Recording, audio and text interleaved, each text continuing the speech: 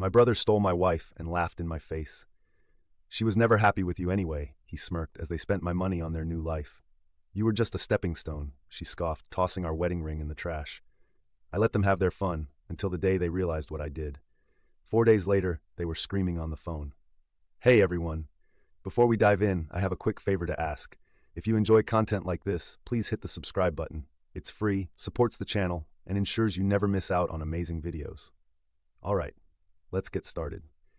I never thought I'd be writing one of these posts, but here I am at 2 a.m. typing this out on my phone while sitting in my car outside of Denny's. Life has a way of throwing curveballs, but this one's a whole different level of messed up. It started 3 months ago when my brother Fletcher moved back to town after his construction business went under in Arizona. My wife Lori suggested we let him stay with us until he got back on his feet. I agreed. He's my brother after all. Looking back, I should have noticed how eager she was to help him. The first red flag was so small, I almost missed it. I came home early one day and found them laughing in the kitchen. Normal enough, right? Except Lori immediately stopped laughing and moved away from Fletcher, like a teenager caught doing something wrong. Fletcher gave me this smirk, the kind that makes your gut twist, but your brain tells you you're overthinking. Then came the phone thing. Lori started taking her phone everywhere, even to the bathroom. She'd angle her screen away when texting, and I noticed she'd switched to using her fingerprint lock instead of our shared pattern. Yeah, we used to have that level of trust. One night I woke up at 3 a.m. and she wasn't in bed. Found her in the living room, quickly closing her laptop when I walked in. Just couldn't sleep, she said. Right, Fletcher started finding reasons to be around whenever I wasn't. He'd offer to keep Lori company while I was at work, saying he was job hunting online anyway. He got a job at my company through my recommendation. I'm still kicking myself for that one, but somehow always managed to have different shifts than me. The breaking point. Last week, I checked our joint account to pay some bills. Half our savings, gone. $23,000 just vanished. Transfers to another account over the past 2 months. When I confronted Lori, she laughed. Actually laughed. What did you expect, John? She said, not even trying to hide it. Fletcher and I are leaving. He's actually going somewhere in life. Unlike you. You were just convenient. Fletcher walked in then, that same smirk on his face. She was never happy with you anyway, bro. You were just too dense to see it. Thanks for the startup money, though. We've got big plans. I stood there, watching my wife of 8 years grab her pre-packed bags. Guess that explains her shopping trips lately. She took off her wedding ring, the one we picked out together at that little jeweler's downtown, and dropped it in the kitchen trash. You were just a stepping stone, she said, walking out. They thought I'd explode, yell, maybe try to hit Fletcher, but I just stood there, calm as could be, watching them leave. Fletcher looked almost disappointed at my lack of reaction. What they don't know is that I've known for weeks, and I've been planning. See, while they were busy playing their little game, I was playing one of my own. Every late night at work was me gathering evidence. Every guy's night out was me setting things in motion. They think they're so clever, but they have no idea what's coming. I'm not going to rage or beg. I'm not going to drink myself stupid or key their car like they probably expect. No. I'm going to do something much better. Something that will make them regret ever thinking they could play me for a fool. This is just the beginning. They're probably celebrating right now, thinking they've won. Let them have their moment. In a few days, they'll understand exactly what kind of man they decided to cross. I've got more to share, but it's getting late and I need to make some calls tomorrow. This isn't over. Not by a long shot. I'll update when the next phase begins. Edit. Thanks for all the support and the comments. To those asking if I'm okay, I am. Better than okay. I'm focused. Update. It's been a week since my last post, and I can't thank everyone enough for the support. After Fletcher and Lori's betrayal, I promised you all I wasn't just going to roll over. Here's what's been happening. Remember how I mentioned Fletcher's sudden lifestyle changes, the new Audi, the expensive vacations, the designer clothes? Well, it turns out my dear brother wasn't just stealing my wife. He was stealing from his company too. And Lori, she was helping him every step of the way.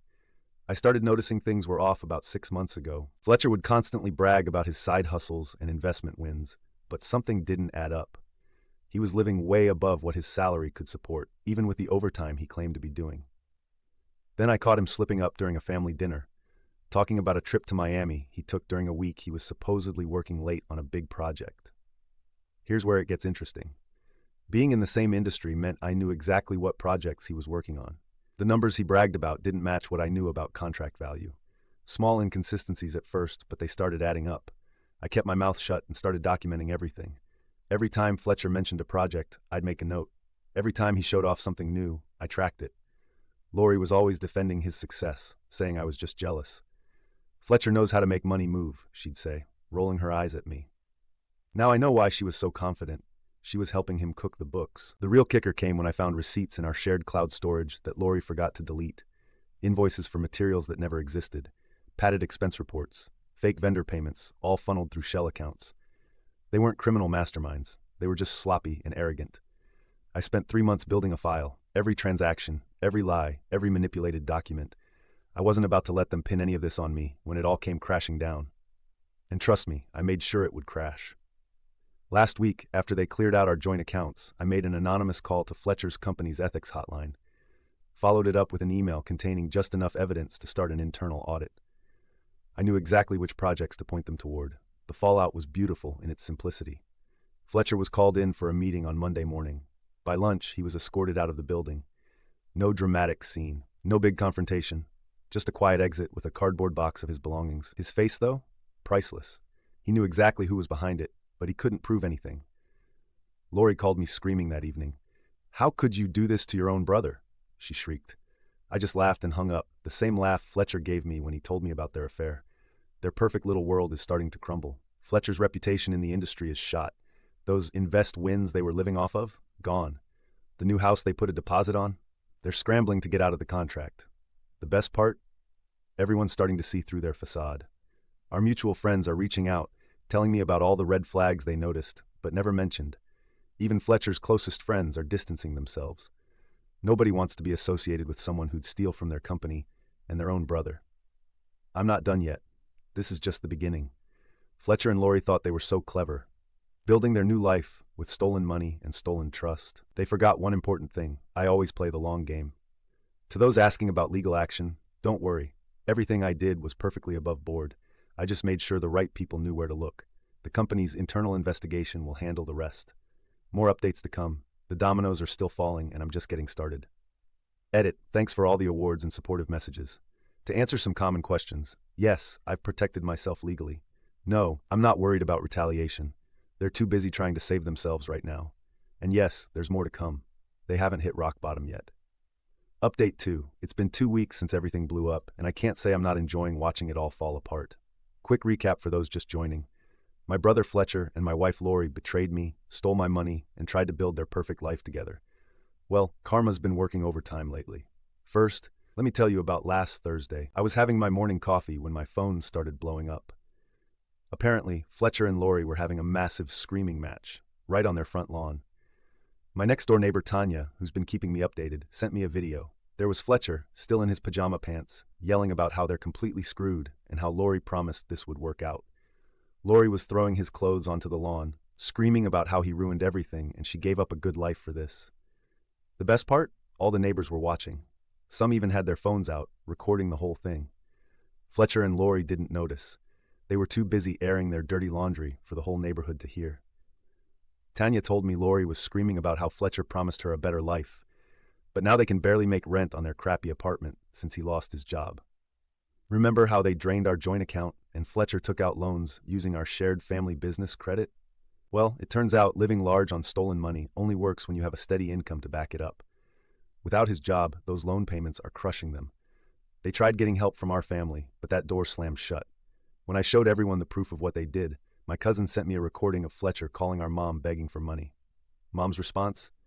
"You made your bed with my other son's wife. Now lie in it." Click. That's my mama. Always had a way with words. Last weekend was our annual family barbecue. Guess who weren't invited? While I was there enjoying Mom's famous potato salad, Fletcher and Lori were probably eating ramen in their apartment. Our Aunt Martha, who always loved Fletcher, came up and hugged me, saying she was so sorry she didn't see his true colors sooner. The family support has been overwhelming. Turns out blood isn't always thicker than water, especially when you betray your own brother. Lori tried reaching out through Instagram last week. "John, can we talk? I made a huge mistake. I left her on read." Then she started posting these sad quotes about regret and second chances on her story. Fletcher must have seen them because he went on a rampage on Facebook, posting about how she's ungrateful and just as bad as her ex, meaning me. Real classy, bro. The cherry on top? They had to sell the new car they bought with my money. I drove past them yesterday in my new Ford F-150, bought it with my recent promotion money. Turns out focusing on work instead of revenge actually pays off. They were arguing outside a payday loans place. Fletcher looked like he hadn't shaved in days. And Lori, well, let's just say that designer wardrobe she blew my savings on isn't looking so fresh anymore. Their relationship is crumbling faster than a sandcastle at high tide. Tanya told me they've been fighting every night. Apparently, Lori found out Fletcher's been messaging his ex on WhatsApp, probably looking for his next upgrade. The irony would be hilarious if it wasn't so pathetic. I heard through the grapevine that Lori's been asking around about job openings. Her Instagram influencer dreams aren't paying the bills, shocking absolutely no one. Fletcher's been drinking more, according to my cousin who spotted him at the local bar, drowning his sorrows and telling anyone who will listen how life's unfair. The best revenge? I didn't have to do anything except let them self-destruct. Well, maybe I helped karma along a little by making sure everyone knew the truth, but they did most of the heavy lifting themselves. Tomorrow they're meeting with the bank about their defaulted loans. I know because Fletcher drunk texted me at 2 a.m., alternating between threats and begging for help. I didn't respond. Some bridges aren't worth rebuilding. I'll update again soon. Something tells me this house of cards isn't done falling yet. Edit to clarify. No, I won't help them. Just this once, actions have consequences, and they're finally facing theirs. Final update. It's been about a month since my last post, and wow, things have really hit rock bottom for Fletcher and Lori. I honestly didn't expect it to spiral this far, but here we are. Let me start with last Tuesday. I was grabbing coffee at that small place near our old neighborhood when I ran into my cousin Sarah. She told me Fletcher had been calling everyone in the family, desperately trying to borrow money. Apparently, they're 3 months behind on rent for their fancy apartment and the landlord's threatening eviction. The best part? They can't even afford to move out. The karma train wasn't done yet. Remember how Lori always bragged about her amazing job prospects? Well, her new workplace caught wind of how she helped Fletcher steal from his previous company. No criminal charges, but word gets around in our small town. She's been shifted to entry-level tasks, and her promised promotion, gone. Fletcher showed up at my door last week, completely drunk. He was a mess, unshaven, wearing the same wrinkled polo shirt I'd seen him in at Mom's house days before. "John, you gotta help me out," he slurred. "Just a few grand to get back on our feet. I'm your brother, man." I just stood there watching him sway on my porch. "Remember what you said when you took my wife? She was never happy with you anyway. How's that happiness working out now?" He tried to play the family card, talking about how Mom was worried sick about him. The same Mom who he'd been avoiding since she found out what he did to me. I shut the door in his face. Later that night, he spam called me from different numbers, leaving increasingly angry voicemails about how I'd ruined his life. The real kicker came 3 days ago. Lori texted me, "Can we talk?" I made a huge mistake. I actually laughed out loud when I read it. She followed up with a long paragraph about how she'd been confused and Fletcher manipulated her. Classic Lori. Never taking responsibility. I replied with a single photo, her throwing our wedding ring in the trash while saying I was just a stepping stone. My phone exploded with notifications. First came the crying emojis, then the desperate explanations, finally ending with, "You're being cruel, John. This isn't you." "No, Lori, this is exactly who I am. The person you thought you knew?" That was the stepping stone. Yesterday I heard from my aunt that they had a massive fight in the parking lot of Walmart. Fletcher was screaming about how Lori ruined everything by spending their savings on designer bags and vacations when they should have been laying low. Lori was throwing stuff from her purse at him, yelling about how he promised her a better life than what she had with me. Real classy. They tried damage control on Facebook, posting about weathering storms together and fighting against those who want to see us fail. Nobody's buying it. Their relationship status changed to, "It's complicated" this morning. Mom called me earlier today. Fletcher's sleeping on her couch now. Lori changed the locks on their apartment. She's apparently been on Tinder, telling people she's separated. Meanwhile, Fletcher's drinking heavily and telling anyone who will listen that he had it all before Lori came along. The best part of all this? I barely had to do anything. Just sat back and watched them destroy themselves. Their web of lies, the stolen money, the betrayal, it all came crashing down on its own. You reap what you sow. I'm doing better than ever. Got a promotion last month, started hitting the gym regularly, and I'm seeing someone new. She's wonderful, honest, hardworking, and most importantly, has never met my brother. Life's funny sometimes. A year ago, I thought losing Lori was the worst thing that could happen to me. Now I realize it was the best thing. They wanted to use me as a stepping stone. Well, I became the rock they broke themselves against instead. Fletcher and Lori thought they were writing some great love story. Instead, they're living out a cautionary tale about karma. And me? I'm just enjoying the view from higher ground. Edit, thank you all for the support throughout this journey. For those asking, no, I won't help them get back on their feet. Some bridges stay burned. Edit 2 to clarify. Yes, they really tried to blame me for their current situation in the family group chat. The screenshots of that conversation are something else. Like today's story? A super thanks helps me keep bringing you the best daily content. Your support means I can keep doing what I love. Thanks for being awesome.